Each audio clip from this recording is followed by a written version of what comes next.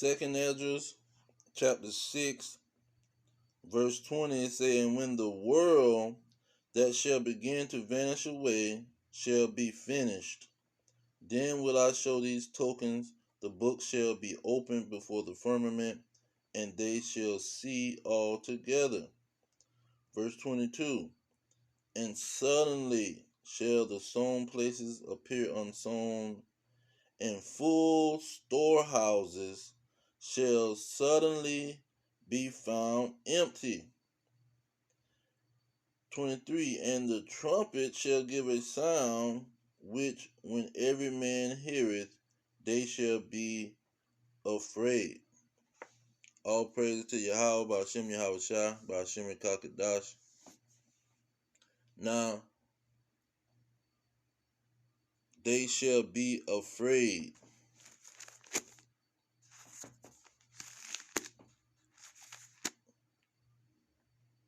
They shall be afraid. Revelation chapter 13, verse 15, it say, and he had power to give life unto the image of the beast, that the image of the beast should both speak and cause that as many as would not worship the image of the beast shall be killed. Okay, as many as would not worship the image of the beast shall be killed. Second Esdras chapter 16, it says, and they that consent unto them, this Second Esdras 16:69, and they that consent unto them shall be had in derision and in reproach and trodden under the foot. And they that consent unto them shall be had in derision and in reproach and trodden under the foot. Because those storehouses is the grocery stores in Babylon the Great and in the other nations of these Edomites, the so-called white man,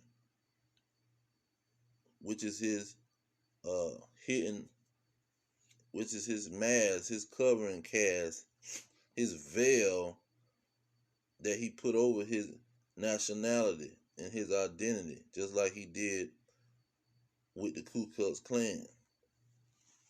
They put a veil over who they really were. And the same thing, they're doing this as a whole nation. With the Isaiah 25:7, putting a veil over their identity and over the identity of the children of Israel, the blacks, Hispanics, and Native Americans. And these two nations are rivals. They was rivals in the womb. Jacob and Esau was adversaries to each other. And in Exodus, Exodus 15, let me get that. That set a foundation before the covenant even came into play. Exodus 17:16, it say, for he says, because the Lord has sworn that the Lord will have war with Amalek, meaning these Edomites, from generation to generation, meaning forever. So he will have war with these Edomites forever. And so the covering cast that they put on, the veil that they put on, was the so-called white man. And so he is the one that is being said to not consent to him. And he is the leader of the beast that has been said he's going to want people to worship him. Now this is nothing new. They did this already. That's why Romans chapter 15:4 say things written aforetime was written for our learning. So what did they do aforetime when it came to this situation? Let's see here. What did they do aforetime when it came to the nation of Israel? It says in First Maccabees,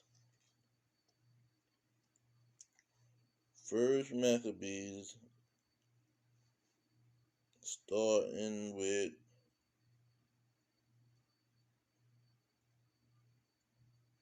41. It say, moreover, the first Maccabees, the first chapter, verse 41. Moreover, King Antiochus the Edomite wrote to his whole kingdom that they should be one people. 42. And everyone should leave his laws. So all the heathen agreed according to the commandment of the king. 43. Yeah, many also of the Israelites consented to his religion. See, that's why second elder say, all they that consent unto them shall be had in derision. Because these Edomites gonna want you to consent to what they pushing. First Maccabees 1:50, it say, and whosoever would not do according to the commandment of the king, he said he should die. So this is what Revelation 13 and 15 is talking about. Whoever don't do the commandment of the king, which is the kingdom of Esau, these Edomites and their governments, they're gonna try to put you to death. See, the Lord saying not to consent. Why is he saying not to consent? And if you do consent, what's going to happen to you? He said you're going to be trodden under the foot. But that's not the only thing that's going to happen to you if you consent to these Edomites. Revelation 14:9 is saying the third angel followed them, saying with a loud voice, if any man worship the beast and his image, and receive his mark in his forehead or in his hand. 10. The same shall drink the wine of the wrath of God, which is poured out without measure into the cup of his indignation, and he shall be tormented with fire and brimstone in the presence of the holy angels and in the presence of the Lamb, who worship the beast in his image, and whosoever receive the mark of his name. And so these individuals that's going to consent, these Israelites who's going to consent to his religion and his command, they're going to be trodden underfoot, and they're going to be burned with fire and brimstone in the presence of the holy angel. And so this is what these dragons is up to, and you just have to heed the warning. And this is what it means to have faith, because the evidence is clear. The evidence on who is the devil and Satan, the deceiver, the adversary of the nation of Israel, and the evidence on the Lord telling you not to consent to these dragons. And if you do, it's going to be a punishment. You got to trust the evidence. Isaiah 8:20, to the law and to the testimony, if they speak not of this word, it is because there is no light in them. See, the testimony is what's going on. The testimony is telling you what to do and what not to do.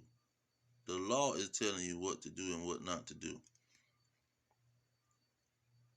And so it's a clear situation, but you got people um, pushing back against it and want to make everything spiritual. Spiritual Israelites,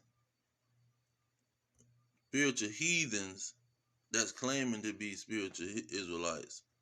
See, that's the when you know it's some kind of trickery, and you know it's some kind of lies going on, because when everybody want to make everything spiritual, only the main thing that's spiritual is the Revelations 11:8, Babylon the Great.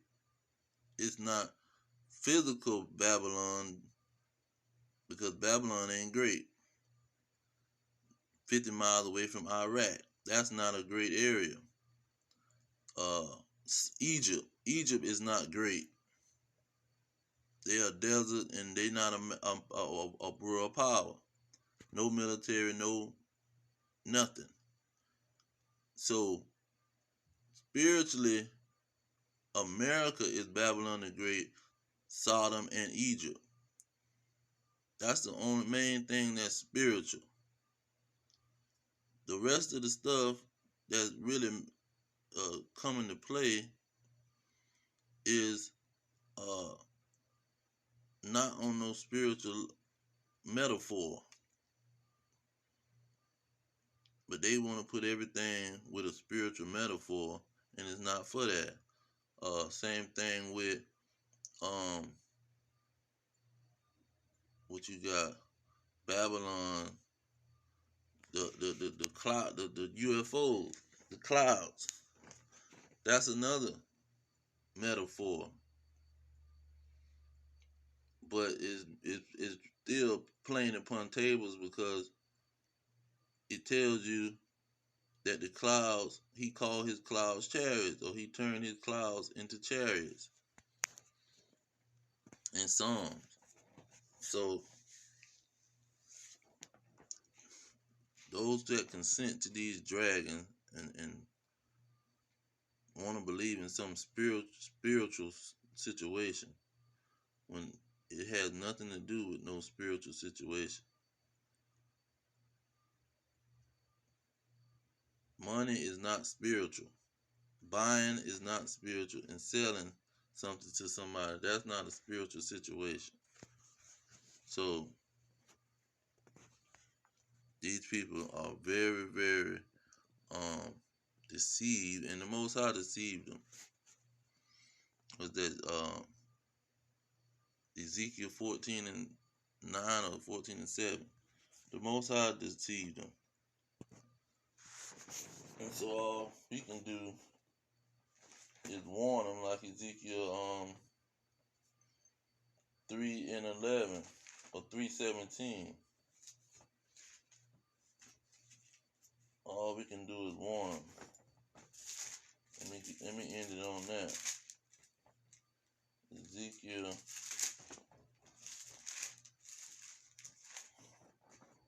chapter 3, verse 17. It says, Son of man, I have made thee a watchman unto the house of Israel. Therefore hear the word at my mouth, and give them warning for me. But I'm going to leave it there. All praises to Yahweh, Bahashem, Yahweh Shah, Bahashem, Yikakadash. Double honors to the elders pushing the truth. Peace to the elect worldwide. The blacks, Hispanics, Native American, descendants of slaves scattered around the globe. Our kingdom is at hand. Shalom.